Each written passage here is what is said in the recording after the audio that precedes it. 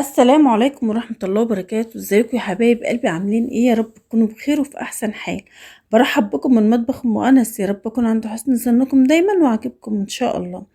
النهارده حبايب قلبي هنعمل مع بعض وصفة ووجبة سريعة جدا جدا، بجد سريعة جدا. كنت في مشوار واتأخرت وجيت يعني ايه متأخر قرب المغرب كده، بس هنعدي اليوم من غير أكل وعشاء والأولاد وجوزي مش عارفة او كده. لأ طبعا هنحاول نعمل حاجة كده يعني ايه سريعة مش تاخد مننا وقت.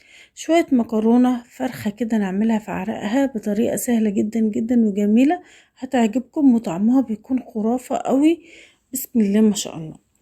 اول حاجة بقى هنسمي الله ونصلي على الرسول عليه افضل الصلاة والسلام، ونجيب معانا كده حلة على النار، ونضيف في قلبها 3 4 معالق من الزيت، عليهم كمان نص معلقة كده من السمنة او الزبدة لو حابة. تمام.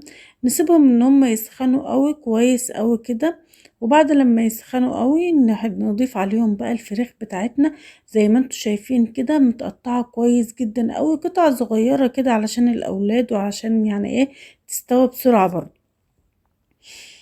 حبايب قلبي هنا الفراخ بتاعتنا يعني زي ما احنا متعودين دايما معايا بنغسلها كويس طبعا باللي هو المحلول النقع بتاع اللحوم اللي احنا ده عملناه مع بعض قبل كده وعارفينه كويس قوي، اللي هو المية بملح بدقيق بليمون، لو عندك عصرة برتقانة ولا حاجة بمعلقتين خل كده.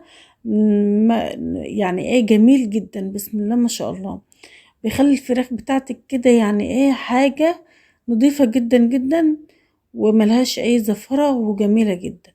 بنحط بقى الحاجات الفراخ بتاعتنا كده كلتها، حتى الرجلين بتاع الفرخة حتى الأجنحة، كل حاجة أنا بعملها ما برميش منها أي حاجة خالص، بدل أنا منضفاها كويس بإيديا وضامنة نظافتها وعارفة كويس إن هي متنضفة كويس، ما برميهاش، بعملها وباكلها أنا بتكون جميلة جدا.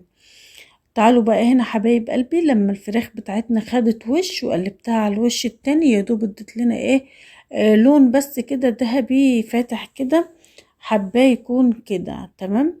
ابدأي بقى ان انت تضيفي عليه بقية المزودات بتاعتك، وهي ايه البهارات طبعا بتاعت اللحوم اللي احنا قلناها قبل كده مع بعض كتير وعارفينها، وهي الفلفل الاسمر لو حبة كزبرة تمام، لو كبابة صيني عندك، لو عود قرفة، لو مستكة وحبهان. تمام. ضيف الحاجات دي كلها بقى، وعليهم كمان حبايب قلبي بصلاية كبيرة او كده او 2 متوسطين، عاملاهم انا في المبشرة بتاعة الشيبسي، جميلة جدا رقيق او كده. تمام. وبضيف عليه بقى وبضيف عليه كمان شرايح من الطماطم، وعليهم كمان شرايح من قرن فلفل اخضر، بيخلي الريحة جميلة جدا. الفراخ ديت هنعملها بالطريقة السهلة ديت في عرقها زي ما انتوا شايفين كده بقى. خلاص حطيت المكونات كلها وقلبتها، بهدي النار عليها خالص خالص كده تمام. زي ما تكون بردد الرز يا بنات، يعني زي ما تكوني انت بترددي الرز كده تهدي عليها النار خالص وتسيبيها بقى. بصوا بقى ما كانش فيها ولا نقطة مية طبعا، ولا احنا حطينا لها ولا نقطة مية، هديت عليها النار مع عرق الفراخ نزل، وكمان السوائل اللي نزلت من الطماطم والبصل. تمام. شايفين الصوص ده بقى بيكون جميل جدا، وبناكل بيه العيش رز اي حاجة. بسم الله ما شاء الله بهد عليها، يعني يا دوب خدت والله معايا نص ساعة بالظبط كده في عرقها وانا مادية النار عليها. الله على الريحة اللي كانت مالية الشقة ومالية الشارع كله، بسم الله ما شاء الله ريحتها كانت جميلة جدا. شايفين بقى خدت كمان لون من قاع الحلة من تحت كده، ادالها لون كمان اهوت، يعني هتغنينا عن ان احنا نحمرها لا في الفرن ولا في الزيت ولا في السمنة على النار ولا ايوتا حاجة. اهي كلها واخدة لون يا جماعة معانا زي ما انتوا شايفين كده، لون ذهبي جميل جدا، وكمان مستوية في عرقها، يعني ما ضفتلهاش مية ولا اي حاجة، وكمان الصوص بتاعها اللي انتوا شايفينه ده استوى وجميل معانا كده. حبة بصل مشوي، طماطم مشوية، بيكون طعمه خرافة جدا. خلاص بقى الفراخ بتاعتنا كده بقت عسل قوي وداخلة في السوا. تعالوا بقى نعمل معاها شوية مكرونة كده عسل قوي.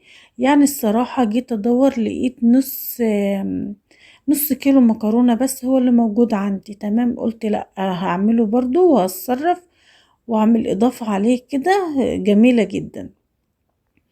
حبايب قلبي كده جبت بقى، هاتي اي حاجة عندك بتسلقي فيها المكرونات والحاجات ديت، حط فيها شوية من المية وعليهم رشة من الملح وعليهم كمان معلقة من الزيت، وسيبيها تغلي كده. واول ما تغلي انزلي بالمكرونة بقى زي ما انت شفت كده، وسيبيها تغلي وتستوي براحتها، بس ايدك فيها على طول تقليب طبعا علشان ايه ما تعجنش منك.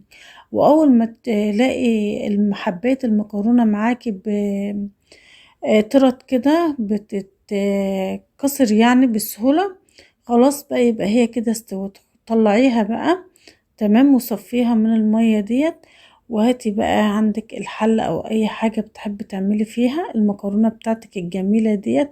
هتكون بسم الله ما شاء الله فعلا طعمها جميل جدا. ضفت هنا معلقتين من الزيت، عليهم كمان نص معلقة من السمنة، سمنة بلدي سمنة نباتية اي حاجة ما بتفرقش يا حبايب قلبي كتير. هاتي بقى بصلاية كده كويسة قطعيها قطع صغيرة خالص زي ما انتوا شايفينها كده، انا مقطعها صغير قوي، وعليها ربع قرن فلفل اخضر او سبايسي لو حابة، اللي هي الشطة يعني. تمام، اديلها لون ذهبي قوي، يعني لون ذهبي غامق كده، علشان المكرونة بتاعتنا تحمر وتكون جميلة كده. حمر البصلة بتاعتك قوي.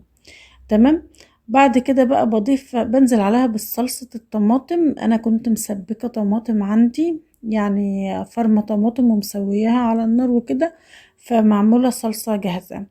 خلاص هي جاهزة حبايب قلبي، مش هتاخد وقت في التسوية. بصوا بقى اول ما حطيتها على طول نطرت الزيت بتاعها علشان الطماطم جاهزة. حط بقى البهارات اللي عندك او الملح واي حاجة انت عايزة تضيفيها على المكرونة بتاعتك ديت. عندك بهارات يعني ضيفيها. تمام، انا ضفت البهارات الموجودة عندي اللي هي الفلفل الاسمر والكمون وحبة كزبرة. تمام، والملح بتاعها عسل قوي كده. قلبها تقليبة بقى. بصي ركنتها على جنب، هنعمل معاها اضافة كده سريعة بتخلي طعم المكرونة بتاعنا جميل جدا، وفي نفس الوقت بتكترها شوية لان زي ما قلت لكم ما لقيتش عندي الا نص كيلو بس، يعني كيس مكرونة نص كيلو بس. بس حبيت لقيت عندي بقى شعرية كتير وكده، حبيت اضيف عليها شوية. بجد بجد وصفة سريعة جدا جدا، ما خدتش وقت خالص، بس بسم الله ما شاء الله طعمها حلو قوي قوي. ويعني ايه تنجزك كده في ثواني. لو مش عندك وقت او كنت في مشوار مستعجلة زي كده وجاية عايزة تجهزي اكل على السريع، هتقدري تعمليها في اسرع وقت، وسهلة جدا وسريعة جدا. بسم الله ما شاء الله، وبجد طعمها تحفة جدا. الفراخ اللي بعرقها ديت يا جماعة بجد جميلة، بسم الله ما شاء الله. الشعرية بقى بعد ما حمرتها واديت لها اللون الذهبي اللي انتوا شايفينه ده، بسم الله ما شاء الله جميلة جدا. بضيفها على المكرونة بتاعتنا وادي لها تقليبة كده على السريع، تكون المكونات بتاعتنا كلها اندمجت مع بعضها، مكرونة وشعرية وصلصة وكله عسل قوي ما شاء الله. واسيبها بقى تتردد كده حوالي 5 دقايق بس على النار كده، على نار هادية. تمام، وكده حبايب قلبي بقى الوصفة بتاعتنا تكون جاهزة معانا ونقدر ناكلها في أسرع وقت. معانا المكرونة بتاعتنا طعمها تحفة وجميلة جدا، والفراخ كمان واخدة اللون الذهبي اللي انتوا شايفينه ده، من غير ما نحمرها في الفرن ولا نقليها ولا نتعب نفسنا خالص. وكمان الطعم يا جماعة بسم الله ما شاء الله بجد رائع، يعني فوق مستوية خالص اهي زي ما انتوا شايفينها دايبة دوب. ما خدتش مني نص ساعة، بسم الله ما شاء الله. ولو كانت اتضاف عليها مية وبقت شوربة كانت استوت اسرع من كده كمان، بس انا حبيت اعملها في عرقها لان بجد بجد الوصفة دي طعمها بيكون جميل اوي. والصوص بتاعها كمان تحفة بسم الله ما شاء الله، وطعمه خطير. تكليب عيش ينفع، تكليب رز بمكرونة ينفع، بسم الله ما شاء الله. حطوا كومنت بقى جميل زيكم كده، وكمان اشتركوا في القناة لو مش مشتركين، وفعلوا الجرس حبايب قلبي عشان يوصلكم كل جديد من مطبخ ام انس. يا رب اكون عند حسن ظنكم دايما وعجبكم. اللايك بقى حبايب قلبي اوعوا تنسيه. واسيبكم في رعاية الله وامنه، والسلام عليكم ورحمة الله وبركاته.